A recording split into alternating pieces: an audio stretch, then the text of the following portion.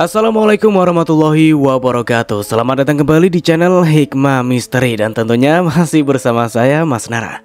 Apa kabar kalian semua? Semoga selalu baik-baik saja, sehat badannya, dilimpahkan rezekinya, dan dihindarkan dari segala mara bahaya. Amin. Di kesempatan kali ini saya akan menceritakan sebuah cerita misteri drama rumah tangga dengan judul Janda 4 Kali. Cerita ini ditulis oleh R.A. Adisti. Bagi kalian yang ingin membacanya secara langsung, bisa klik link di kolom deskripsi yang sudah Mas Nara cantumkan.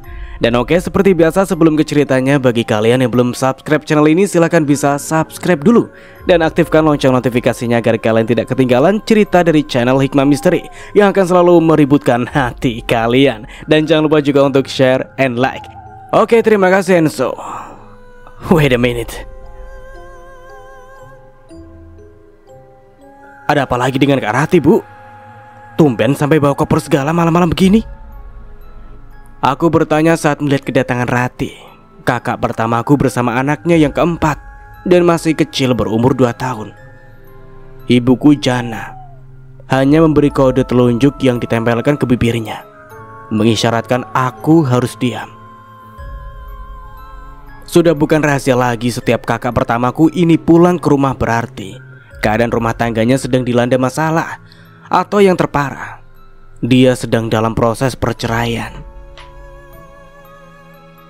Rumah kami sudah seperti penampungan anak, sebab Rati sudah keempat kalinya menikah, dan setiap menikah ia dikaruniai satu anak. Anaknya yang pertama sudah berumur hampir 20 tahun, anak kedua 15 tahun, kemudian yang ketiga berumur 8 tahun, dan terakhir 4 tahun. Setiap ia bercerai, urusan anak hasil pernikahannya akan menjadi tanggung jawab ibu dan bapakku. Rati sama sekali tak mengerti dengan kehidupan kami yang sulit. Dalam keadaan susah karena berpisah dengan mantan suaminya, maka ia akan menitipkan anaknya. Kemudian dia akan bersiap-siap menebar pesona untuk mencari pendamping hidup untuk kesekian kalinya. Beruntung, rumah panggung kami sangat besar. Dengan 4 kamar tentu saja bisa menampung anak-anak Rati. Tapi aku justru kasihan dengan ibu dan bapak yang seharusnya beristirahat di masa tuanya dan dirawat cucu-cucunya. Namun malah ini sebaliknya. Terutama ibu yang kakinya pincang akan semakin kesulitan menjaga anak-anak Rati. Kami bertiga bersaudara, 2 perempuan dan 1 laki-laki. Rati anak pertama, Bobby anak kedua. Ia juga sudah menikah, punya 2 anak dan tinggal tak jauh dari tempat tinggal kami. Sementara aku yang paling bungsu masih sekolah, sambil menemani kedua orang tuaku berjualan kue basah setiap harinya. Jadi malam ini kakak menginap di sini? Tanya aku membuat mata ibu melotot dan tidak mau menjawab. Ibu dan bapak sangat sabar menghadapi tingkah Rati yang kuanggap beda dengan kami bersaudara. Ku hampiri Rati di kamar. Pertanyaan yang sama kulontarkan padanya. Bukan cuma malam ini saja, tapi selamanya aku tinggal di sini, kumpul sama ibu, bapak, dan bisa dekat juga sama anak-anak. Jawabnya sambil mengeluarkan pakaian dari kopernya. Anak keempatnya, Wisnu, tertidur dan sudah diletakkan di kamar kedua yang menjadi kamar Rati dulu. Aku sebenarnya tak begitu suka saat Rati ada di rumah. Sebab sebagai kakak, dia mewarisi semua sifat minus seperti keras kepala, pemalas, jorok, egois, dan murka saat ditegur. Parahnya, ibu maupun bapak akan menjadi sasarannya jika tidak bisa menuruti setiap kemauannya. Cantika, kalau Wisnu bangun nanti, kamu siap-siap buatkan susunya ya. Ini susunya habis, jadi kamu belikan sana. Ia menyerahkan contoh kotak susu formula milik anaknya. Nah, apa ku bilang? Ini baru permulaan, belum ada sejam dia di rumah loh. Sifatnya yang suka memerintah sudah mulai keluar. Batinku. Uangnya mana, Kak? Tanyaku sambil menandakan tangan. Ia melirik tajam tak senang. Aku gak punya uang. Pakai uangmu dulu. Gak usah pelit deh. Aku hanya bisa menghela nafas berat. Aku masih berdiri memandanginya. Dia masih cuek. Ini kan sudah jam 9 malam. Toko sekitar sini sudah nggak ada yang buka, kataku beralasan. Kamu bisa ke minimarket yang gak jauh dari persampingan Gapura. Udahlah, gak usah banyak alasan, ucapnya sembari santai. Minimarket yang dimaksud itu jaraknya sekitar 5 km dari tempat tinggal kami. Jalan menuju ke sana juga cukup gelap dan sepi. Seenak jidatnya saja kalau memerintah. Gak ingat waktu, ditambah lagi gak ada uangnya. Sepertinya penderitaan orang di rumah ini akan dimulai malam ini. Biar ibu yang temani kamu belanja susu ya, Tika. Kakakmu biar istirahat, ini sudah malam. Jika ibu sudah berucap, aku tak berkutik dan menurut saja. Pasti ibu tak mau kami ribut. Sekitar 1 jam perjalanan, akhirnya kami sampai di rumah dengan membawa pesanan susu kotak Ratih untuk Wisnu. Tak lupa aku membeli makanan ringan untuk keponakanku itu. Begitu aku masuk ke kamarnya, kulihat dia tengah asyik dengan ponselnya dan sesekali tersenyum. Aku tak mempedulikannya dan memilih mencoba tidur karena jam 3 subuh. Aku dan ibu harus bangun membuat berbagai macam kue basah yang akan kami jajakan di pasar. Sesuai dugaanku, tidurku malam ini benar-benar tak lena. Setiap 1 atau 2 jam sekali aku harus bangun dan membuatkan susu buat Wisnu. Sementara Ratih bisa tidur dengan nyenyak tanpa gangguan. Meski Wisnu tidur di sebelahnya, dia tak terbangun sama sekali. Aku benar-benar kesal melihatnya. Ketiga kalinya aku membuatkan susu, kulihat jam di dinding sudah menunjukkan pukul 2.30 dini hari. Terpaksa aku tak tidur lagi dan pergi ke dapur membantu ibu membuat berbagai macam kue yang akan kami bawa nanti ke pasar. Begitu aku masuk ke dapur, kulihat ibu sudah sibuk membuat adonan kue dadar gulung. Matamu merah? Apa sudah cuci muka, nak? Ibu memperhatikanku. Aku hanya menjawab dengan senyum dipaksakan. Sudah kok, Bu. Cuma jam tidur Tika gak jelas malam ini. Ibu hanya diam saja. Terlihat ia menghela nafas berat. Gimana mau tidur, Bu? Selalu saja sibuk membuatkan susu Wisnu, sementara maknya tidur dengan nyenyak. Kayak gak berasa punya anak ya. Aku kesal dan ibu tersenyum. Gak apa-apa.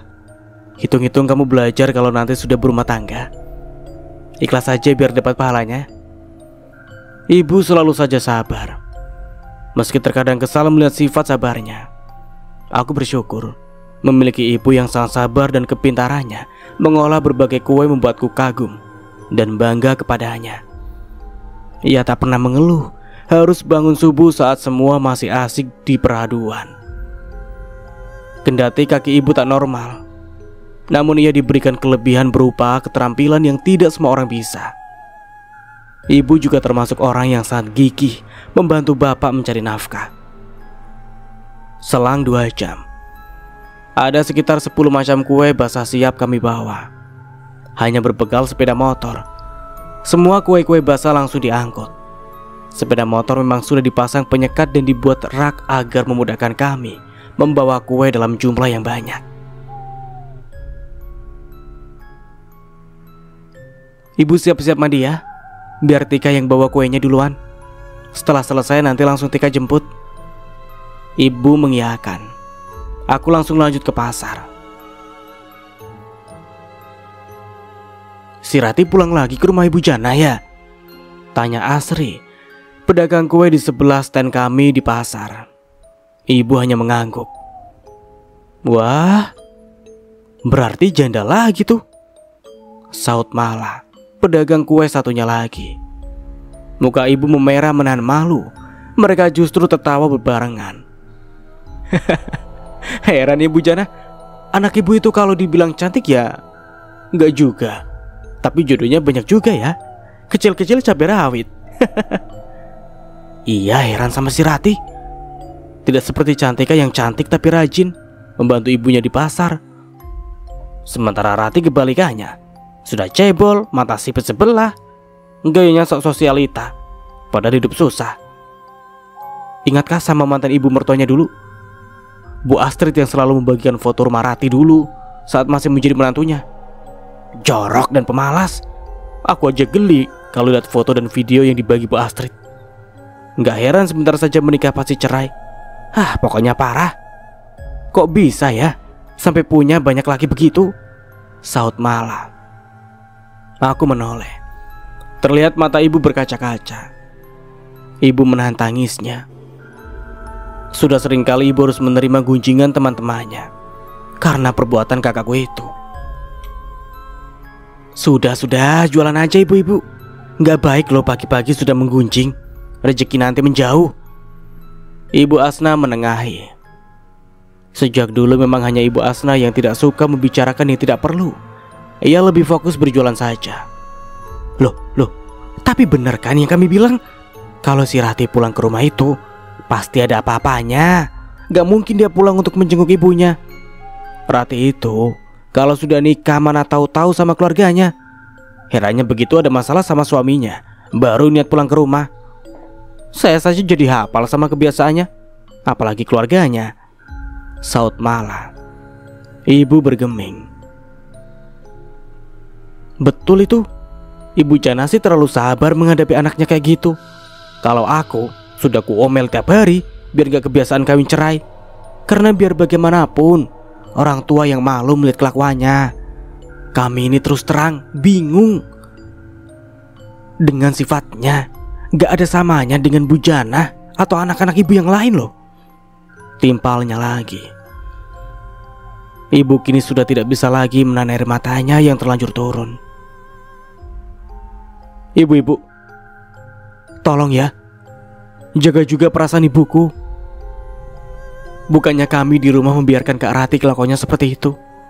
Hanya saja Kak Rati sekarang ini memang sudah salah jalan. Insya Allah kami akan berusaha agar ia berubah suatu saat. Mohon doanya saja. Jangan menyudutkan kami dengan omongan ibu-ibu. Tolong ya Bu.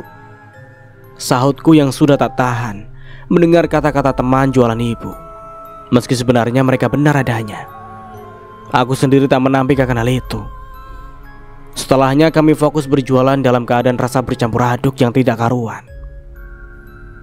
Pagi itu keadaan pasar sangat ramai. Setiap pagi inilah yang kami lakukan berjualan kue dengan harga murah yang ditujukan untuk pedagang yang akan berjualan kembali. Aku benar-benar beruntung. Keahlian ibu membuat berbagai aneka kue tradisional dapat membantu perekonomian keluarga. Mengingat bapak hanya tukang bangunan yang terkadang mendapat pekerjaan dan kadang-kala menganggur cukup lama. Sejak berjualan kue di pasar, tak pernah sekalipun kami mengeluhkan kehabisan beras atau gas, atau kesulitan membayar listrik. Ibu seperti dewa bagiku dan keluarga. Dialah penyelamat hidup kami. Hanya dalam waktu kurang dari 1 jam, kue-kue yang kami bawa habis tak tersisa. Aku mulai membantu ibu membersihkan loyang-loyang kue dan dibungkus serbet untuk dibawa pulang. Setelahnya aku harus bersiap berangkat sekolah. Alhamdulillah sudah habis ya Bu, ucapku. Ibu tersenyum. Kami pun bersiap pulang. Begitu sampai di rumah, aku langsung mandi dan sarapan seadanya. Kulihat kamar Rati masih dalam keadaan tertutup. Tak heran Tuan Putri itu akan bangun di atas jam 10 pagi nanti. Itu sudah menjadi kebiasaannya, dan kami di rumah wajib memakluminya. Bu, Tika berangkat dulu. Aku mencium tangan ibu dengan takjim. Sementara bapak sudah menunggu di atas sepeda motor. Setiap hari aku berangkat sekolah diantar bapak. Kemudian motor akan dibawa bapak bekerja sebagai tukang bangunan. Kami hanya punya satu kendaraan yang merupakan hasil kerja bapak, ditambah dengan hasil dagangan ibu, dan dipakai untuk semua kebutuhan jualan juga bekerja. Sepulang sekolah, baru saja sampai di teras, aku langsung melihat pemandangan yang tak nyaman. Bekas popok Wisnu dibiarkan berhamburan di lantai. Kemudian mainan mobil-mobilan kotor berlumpur ada di atas meja teras. Sementara aku melihat Rati duduk di ruang tengah, begitu sibuk dengan ponselnya. Kak, lihat di teras berhamburan begitu. Bukannya dibersihkan, kamu malah asik main handphone. Ia hanya menoleh sekilas, kemudian asik kembali dengan kegiatannya tadi. Cueknya membuatku murka. Aku langsung merebut handphone dari tangannya. Dia yang ingin mengambil ponselnya menjadi kesulitan, mengingat tinggi badanku jauh di atas tinggi badannya yang tak lebih dari 130 cm. Aku yang tengah asik mempertahankan ponselnya, tak sadar saat telapak tangannya sudah melayang di pipiku. Plak, plak. 2 kali tamparan membuatku terkesiap kaget. Aku memegang pipiku yang terasa panas. Baru saja aku akan membalasnya, ibu dari arah dapur berlari berusaha melerai kami. Sudah, kalian kapan akurnya? Malu dilihat tetangga, pekik ibu. Cantika yang duluan, Bu. Pulang sekolah langsung ngomel-ngomel gak jelas dan merebut handphoneku. Rati mulai mencari pembelaan ibu. Coba ibu lihat keadaan di teras. Wisnu berhambur sama sekali tadi urusinya, malah asik main handphone. Aku menyahut. Ibu menghela nafas panjang. Urusan di teras biar ibu nanti yang membersihkan. Kembalikan handphone kakakmu. Kamu ganti pakaian sekolahmu dulu. Setelah itu bantu ibu belanja persiapan jualan untuk besok, titah ibu. Aku menurut, meski masih sakit hati karena ibu tidak menganggap apa yang dilakukan Rati. Aku melihat senyum kemenangan terukir di wajahnya. Sampai kapan ibu yang selalu membersihkan setiap kekacauan yang dibuat? Seharusnya dia yang mengurus anaknya dan bukannya ibu. Protesku saat kami sudah masuk ke dalam rumah. Sudahlah Tika, kamu siap-siap saja bantu ibu siapkan jualan buat besok ya. Meski kesal, aku lagi-lagi menurut. Rati yang merasa dibela kembali sibuk dengan kegiatan yang kuhentikan tadi. Luar biasa kesal melihatnya. Pembelaan ibu yang kerap membuatku dongkol. Sudah dipastikan Rati semakin besar kepala. Seharusnya sebagai anak tertua, dia bisa menjadi teladan bagi kami adik-adiknya. Namun justru sebaliknya, sifat egoisnya semakin menjadi-jadi dan jelas dia bukan contoh yang baik bagi kami bersaudara. Dan menurutku, ibu terlalu diam dan mengalah apapun kelakuan Rati. Bukan hanya aku saja yang tak suka dengan sifatnya. Kak Bobby pun begitu. Sementara bapak tidak mau tahu apapun keadaan di rumah. Beliau hanya fokus pada kerjaannya semata. Saking terlalu sabarnya, setiap Rati pulang ke rumah, para tetangga pasti akan menggunjingnya. Dan ibu harus menahan malu dan lebih memilih berbelanja di supermarket daripada belanja sayuran pada Bule Sri yang mangkal setiap hari di Gang Putra. Kami harus berbelanja jauh demi untuk menghindari gunjingan para tetangga. Pagi tadi saja ibu sudah merasakannya. Si Rati pulang lagi. Pasti mau nitip anak ya Bu Jana. Apa nggak capek ngurus cucu? Lama-lama banyak juga cucu Bu Jana. Tukas Ibu Ella, tetangga sebelah rumah. Kebiasaan kawin cerai itu turunannya dari mana sih? Padahal Ibu Jana sama Pak Eko sampai tua tetap sama-sama loh. Sambung yang lainnya. Biasalah, si Rati ini kecil-kecil cabai rawit, kata ibu yang lainnya. Sampai sekarang, gelar cabai rawit melekat pada kakakku. Kami sekeluarga malu karena kebiasaannya yang kawin cerai tersebut. Kalau saya ogah kalau sampai besanan sama Bu Jana, ntar yang ada anak saya jadi duda. Nggak mau dong. Ucapan Ibu Ella membuat ibu-ibu lainnya tertawa. Kata-kata penghinaan akibat kelakuan kakakku acap kali terdengar di telinga ibu. Ibu pun memilih menghindari jika terlalu banyak ibu-ibu berkumpul. Ya, kasihan juga melihat ibu saat mengintip aktivitas tetangga hanya dari balik jendela. Bu, minta uang. Aku mau jalan-jalan sama teman-teman. Rati sedikit menaikkan oktav suaranya sembari menadahkan tangan ke ibu. Sore itu kami di dapur sedang mempersiapkan bahan jualan untuk besok. Aku diam bergeming. Sejak insiden yang menamparku 2 hari yang lalu, sampai sekarang aku tak sudi bertegur sapa dengannya. Ibu merogoh saku lalu menyerahkan uang 50.000. Mana cukup segini, Bu? Aku mau ketemu teman-teman SMP ku. Nanti aku mau traktir mereka makan-makan. Aku minta 300.000 lah. Permintaan Ratih membuatku menoleh kaget. Dia melirik sinis. Ya gak ada urusan, gak usah ikut campur. Ia mulai menyindirku. Hah? Maksudmu apa? Aku tak lagi memanggilnya dengan sebutan kakak. Sudah, gak usah ribut. Bikin jauh rezeki. Ratih, tolong kamu kurangi kumpul-kumpul sama temanmu. Apalagi sampai menghabiskan uang yang banyak. Kita ini hanya berharap hasil dari jualan dan kerja bapak yang tak menentu, ujar ibu. Uang 300.000 aja pakai drama. Mau kasih apa enggak nih? Jadi orang kok pelit sih? Mataku melotot ketika mendengarnya. Sama sekali tidak ada sopan santunnya sama orang tua. Mulut kamu itu gak ada sopan santunnya sama orang tua. Apa gak sekolah ya tuh mulut? Sengitku. Mata Ratih melotot sempurna. Pipi kamu mau aku tampar lagi ya? Kamu anak kecil gak usah ikut campur urusan orang tua. Yang aku ajak bicara itu ibu, dan bukannya kamu. Ia menyaut tak kalah. Baru saja aku mau berdiri, ibu sudah mencegah. Sudah. Ini. Ibu menyerahkan uang yang diminta olehnya. Ratih menerima dengan tersenyum dan sengaja mengibas-ngibaskan uang yang ada di tangannya untuk memanasiku. Ia pasti sengaja melakukannya. Ia merasa di atas angin karena ibu selalu membelanya. Nah gitu dong. Nunggu ribut dulu baru ngasih. Oke lah, ini cukup. Tanpa mengucapkan terima kasih, ia segera berlalu. Kenapa harus dikasih sih, Bu? Ibu membiasakan Kak Ratih mengikuti apa maunya, ucapku kesal. Tak sengaja aku melihat mata ibu berkaca-kaca. Maafin Tika ya, Bu. Tika bicara terlalu keras sama ibu. Ibu hanya diam saja membuatku semakin tak enak hati. Akhirnya kami meneruskan aktivitas untuk persiapan jualan tanpa sepatah kata pun.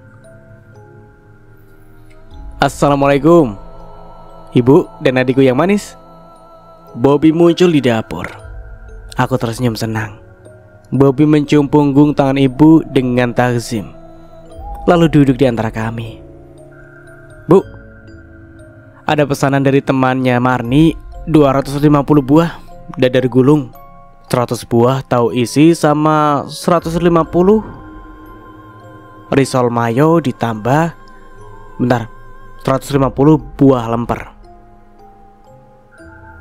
Diantar hari Rabu ya, Bu. Ini uangnya. Bobby menyerahkan uang dan catatan pesanan. Alhamdulillah. Kamu sendiri aja, Nak. Anak-anakmu mana? Ibu memasukkan uang dan catatan pesanan di buku penjualan. Bosnya Marni ada kegiatan, jadi Marni tadi pulang. Ya pulang kerja lebih awal jadinya, makanya dia juga anak-anak dulu. Oh ya, Bu. Bobby dengar Ratih katanya pulang ke sini. Ibu hanya diam tak menjawab. Iya, Kak. Orangnya tadi lagi jalan katanya mau ketemu sama teman-temannya. Barusan habis minta uang buat traktir teman-temannya, sahutku. Waduh, enak benar ya. Memangnya dia ada masalah lagi sama suaminya? Tanya Bobby. Aku hanya tersenyum menunggu jawaban ibu. Sampai sekarang kakakmu belum ada bicara sama ibu tentang masalah rumah tangganya. Dia hanya bilang mau tinggal di sini seterusnya. Kami menyimak. Yang penting kalau dia di sini tidak merepotkan ibu sama bapak.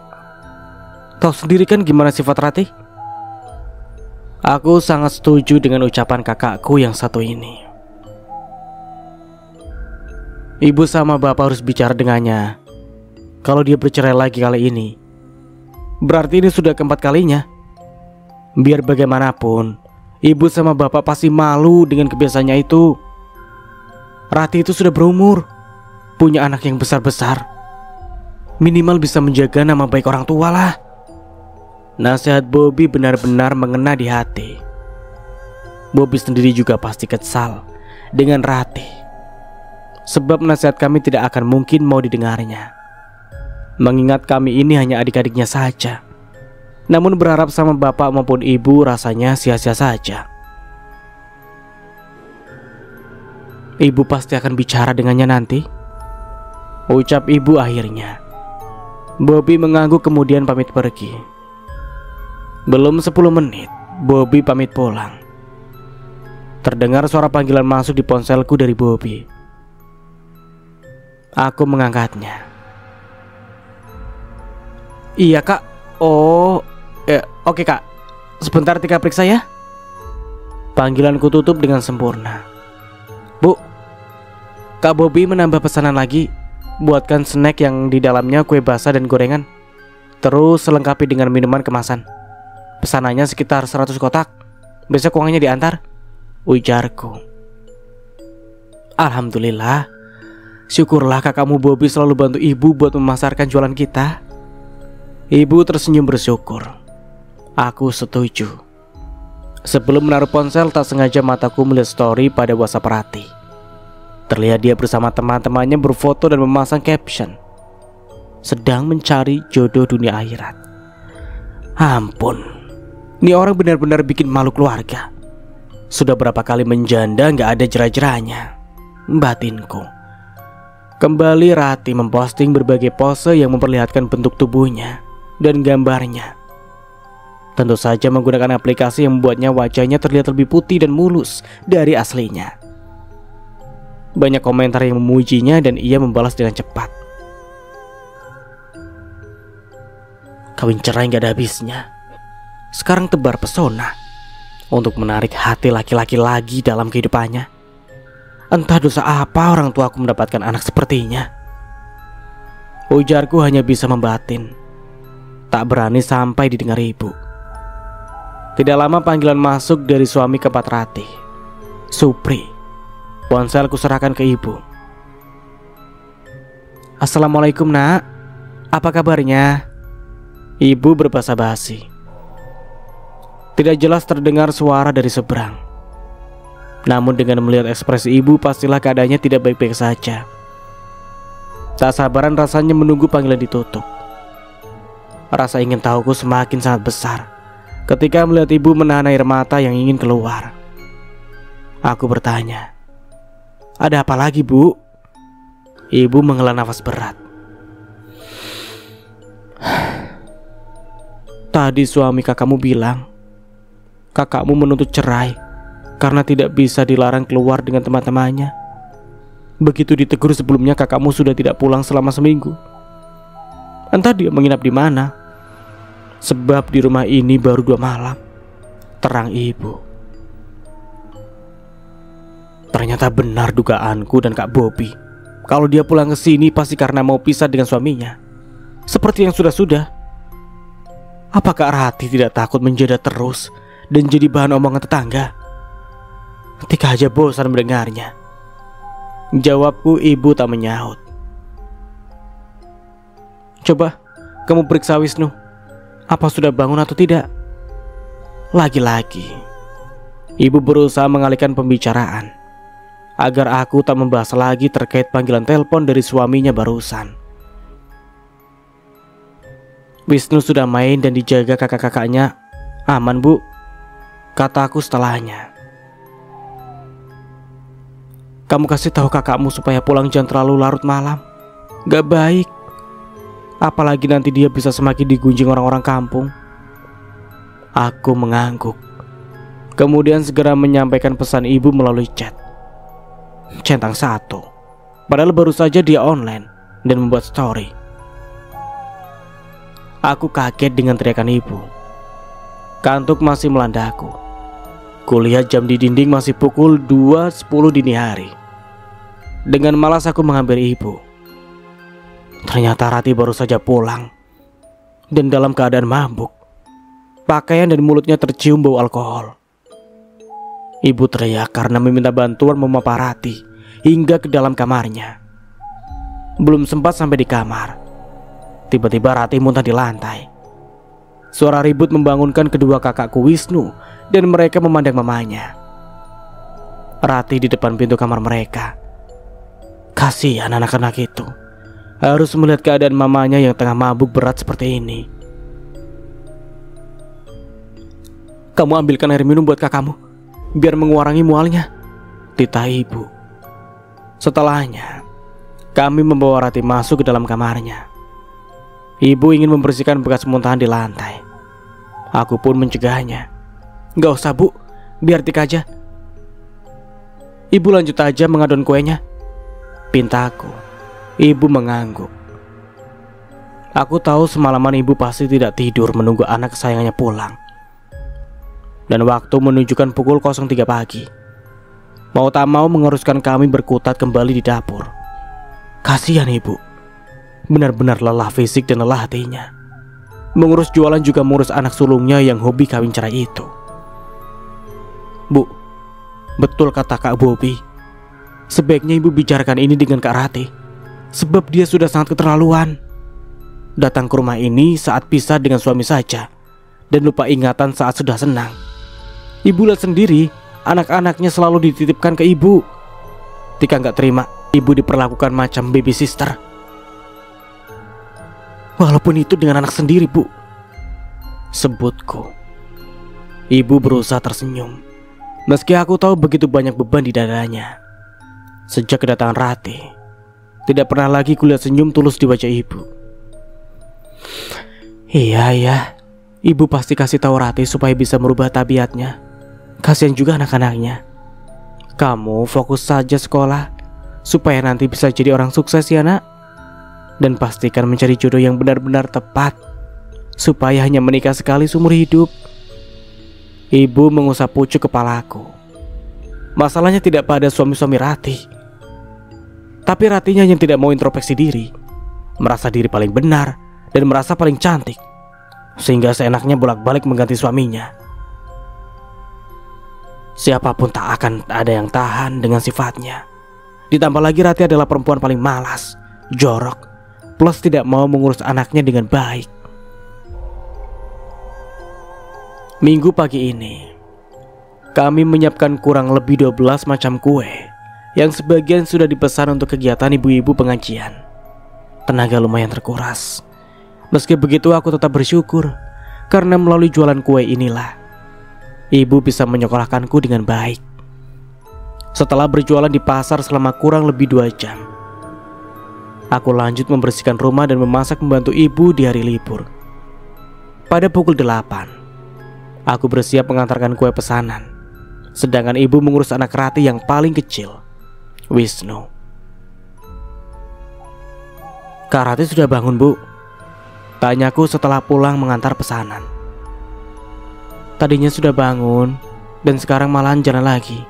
Ibu sudah berusaha bicara baik-baik, tapi ibu tak melanjutkan kalimatnya dan menyeka air matanya. Ibu terluka lagi. Dia marah-marah kan bu? Memang anak durhaka. Aku tak sabar menunggu dia pulang. Sepertinya dia harus dikasih pelajaran, biar tak seenaknya dengan orang tua. Oh ya bu, ini uang kue dari ibu-ibu pengajian tadi, kataku sambil menyerahkan lembaran uang 50 ribuan ke tangan ibu. Sebaiknya digabung saja sama uang kue pesanan dari temannya Marni kemarin. Katanya hari Rabu minta diantar, titah ibu. Aku menurut. Melangkah menuju dapur mencari buku catatan penjualan. Begitu membukanya, aku kaget karena tak ada selembar uang pun di dalamnya. Bu, ibu, kosong.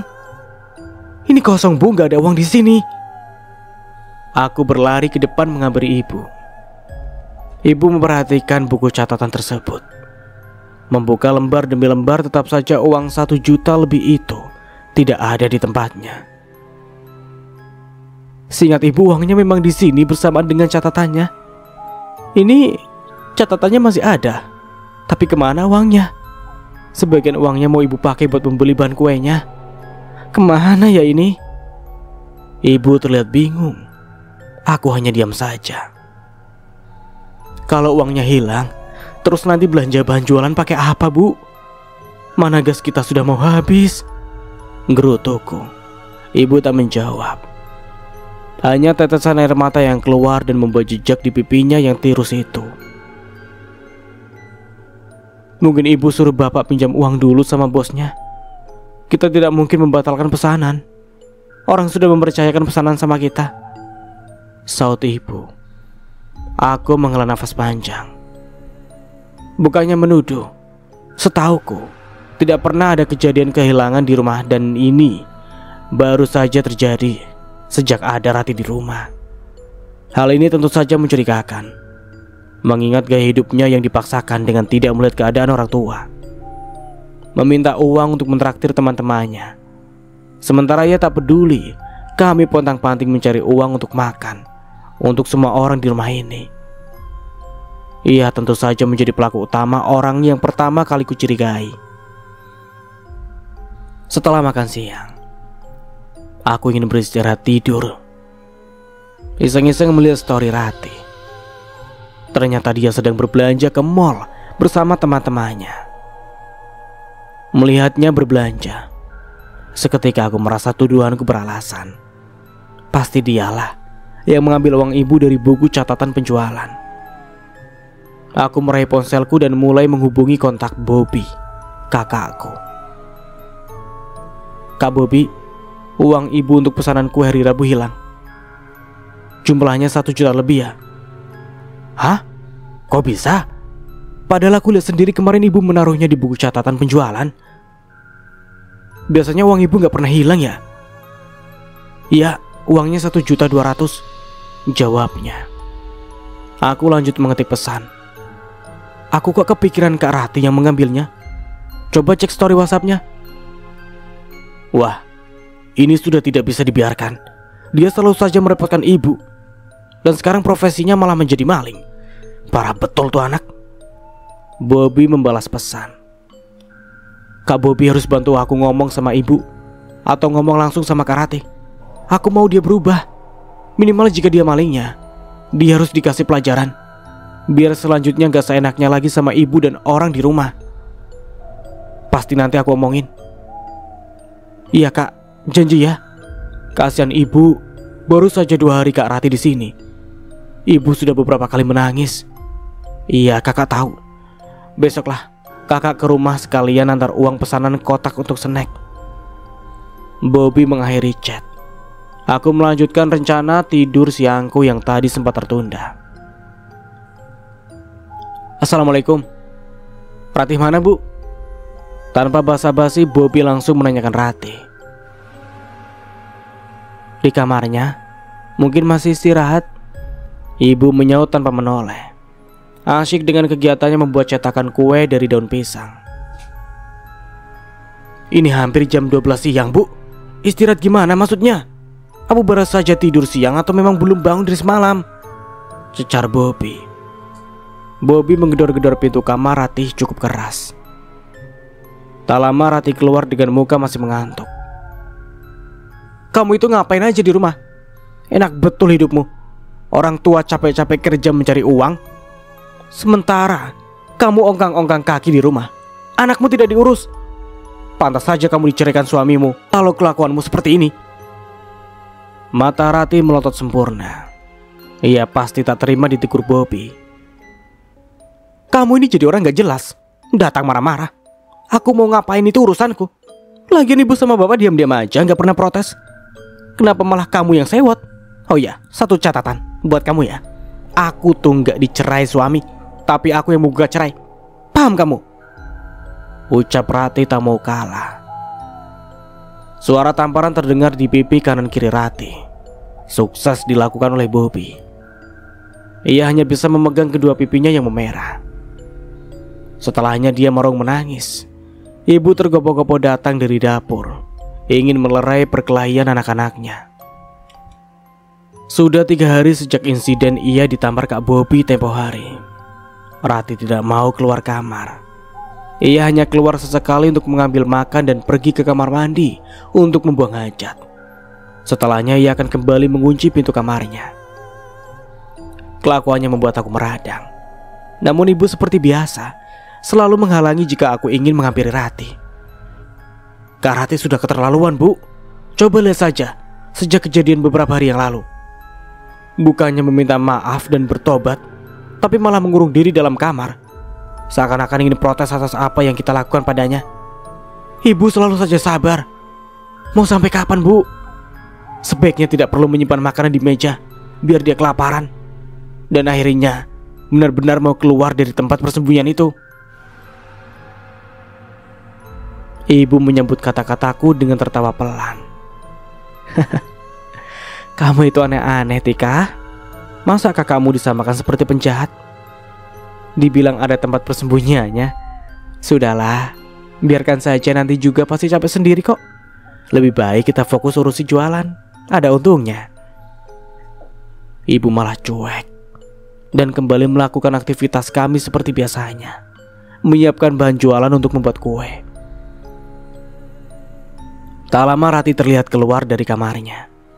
Rambutnya acak-acakan dan handuk ia letakkan di bahunya. Ia pasti mau mandi. Sekitar 15 menit ia sudah selesai mandi dan bersiap pergi. Terlihat dari pakaian yang ia kenakan. Kami tetap berusaha cuek melihatnya. Menurutku, semakin ia mendiamkan ibu atau orang di rumah ini, maka dia juga yang akan kesusahan. Apalagi saat akan bepergian begini. Ia pasti membutuhkan uang dan terbiasa menadahkan tangan kepada ibu. Bu, minta uang. Suaranya terdengar pelan, namun pasti. Nah, apa ku bilang? Kalau ia pasti akan meminta uang dan mau tak mau harus menurunkan egonya demi mendapatkan uang bekal jalan dari ibu. Aku ingin mencegah ibu, namun mataku melotot sempurna, seakan ingin keluar dari tempatnya. Ibu dengan santainya malah menyodorkan uang 50.000 sebanyak 2 lembar. Menerima uang 100.000, bukannya berterima kasih, ia malah memanjunkan bibirnya kemudian lantas pergi begitu saja. Aku lagi-lagi kesal melihat ke arah ibu. Sampai kapan sih ibu mau terus begini? Harus mengikuti maunya Kak Rati terus? Ibu memberinya uang itu sama saja ibu tidak memberinya pelajaran atas sikapnya beberapa hari yang lalu, Bu. Sungutku.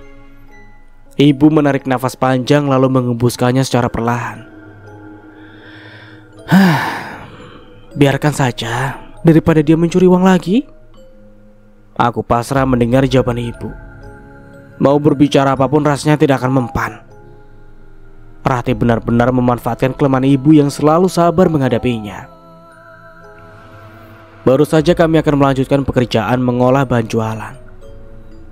Tiba-tiba suara ketukan di pintu depan terdengar. Aku gegas pergi ke depan. Kulihat Supri, suami Rati, datang bersama ibunya Sumiati. Ibu, Mas, silakan masuk. Ibu ada di dapur, sebentar ku panggilkan. Sapa aku kepada mereka, mereka pun menurut. Aku melangkah cepat menuju dapur dan langsung memberitahu ibu jika menantu dan besannya datang berkunjung. Ibu nampak melipat alisnya. Meski begitu ia berdiri perlahan lalu kami berjalan bersama ke ruang tamu. Tika, buatkan minum ya. Perintah ibu. Baru saja aku akan melangkah, Sumiati mencegahku. Gak usah, kami kesini tidak akan lama. Karena buat apa kami lama-lama di rumah menantu yang kayak hantu begitu? Sebut Sumiati membuatku hampir saja tergelak. Namun ku tahan. Maksudnya apa ya, Bu? Tanya ibu tak mengerti. Dengar ya, Bu. Anak ibu si Rati itu jelas-jelas tidak menjalankan kewajibannya sebagai istri. Kami ini sudah kurang apa sama dia? Mau menerima status sebelumnya yang sudah nikah 3 kali sebelum sama Supri. Diterima janda berkali-kali bukannya insaf, tapi malah semakin menjadi-jadi. Saya sendiri sudah lama tidak tahan dengan kebiasaan jorok dan pemalasnya dia. Ditambah tidak mau mengurus anaknya. Saya yang terpaksa turun tangan. Padahal selama menjadi istri Supri, semua gaji diserahkan ke dia. Uangnya tidak main-main, Bu. 15 juta.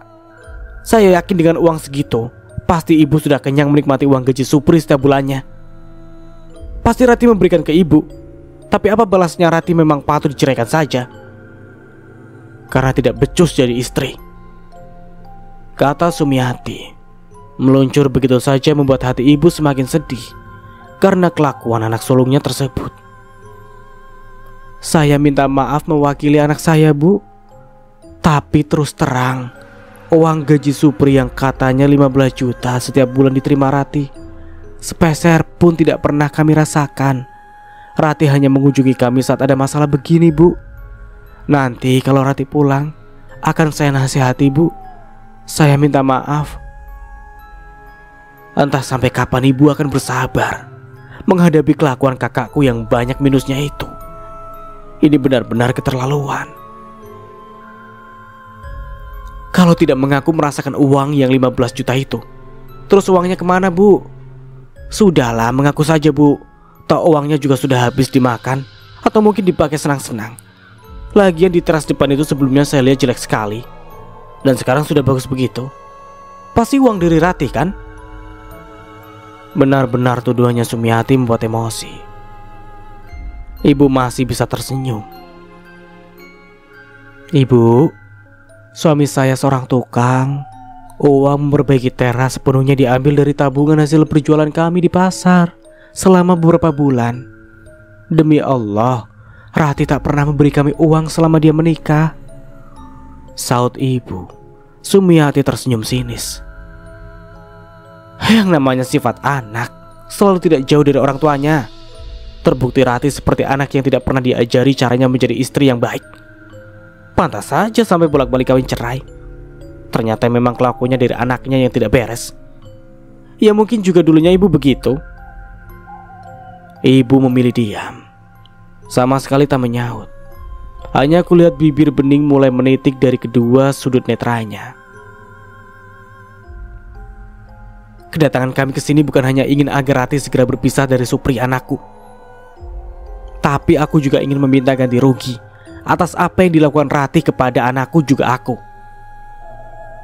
Ibu mendongakkan kepalanya. Ibu menyeka air matanya lalu membuka suara. Meminta ganti rugi atas apa, Bu? Tanya ibu. Ganti rugi? Karena sejak Rati turun dari rumah, aku kehilangan. Semula aku tidak curiga sama sekali dengan perhiasan yang biasa ku taruh di laci meja samping tempat tidurku. Beberapa hari ia pergi, aku bahkan tidak ingat akan hal itu.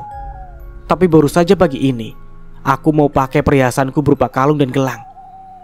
Tapi semuanya sudah hilang. Aku yakin jika Rati yang mencurinya. Aku minta ibu menggantinya. Atau jika kalian tidak ada itikat baik mengembalikan atau menggantinya, aku dan Supri dengan senang hati akan melaporkan hal ini ke polisi. Biar tahu rasa tuh anak makan makanan penjara sekalian, sengit Sumiati. Ibu tak lagi menjawab. Ia memijit-mijit pelipisnya. Wajah ibu terlihat pucat. Aku menghampiri ibu. Namun hanya sebentar saja tubuh ibu ambruk dan tak sadarkan diri. Ibu, ibu. Aku terus menepuk pelan pipi ibuku. Wajahnya yang pucat membuatku kesal dengan berita yang dibawa oleh besarnya ini.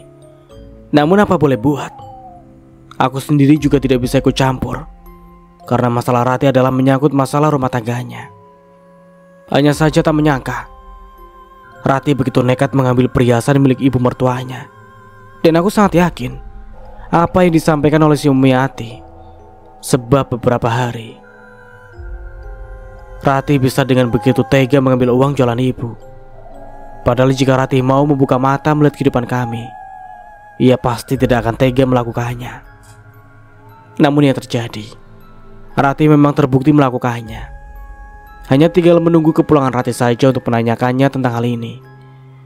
Ibu sampai pingsan begini pasti shock mendengar anaknya menjadi kriminal, dan mungkin saja ibu juga bingung kemana akan mencari uang untuk mengganti perhiasan Sumiati. Tak lama ibu pun bangun. Ia mengedarkan pandangan dan masih melihat Sumiati juga Supri tak jauh dari posisi kami. Mereka masih menunggu keputusan terkait perhiasan Sumiati yang hilang. Ibu langsung menangis kembali. Aku tak akan pernah bisa merelakan bagaimana sakitnya hati seorang ibu mengetahui anaknya mengecewakannya berkali-kali dengan tingkah lakunya. Dan sampai di sini dulu ceritanya. Nantikan kelanjutan ceritanya di part berikutnya. Dari saya mohon maaf bila ada salah kata atau dalam penyampaian cerita. Akhir kata, wassalamualaikum warahmatullahi wabarakatuh. Sampai jumpa di video berikutnya. Bye bye.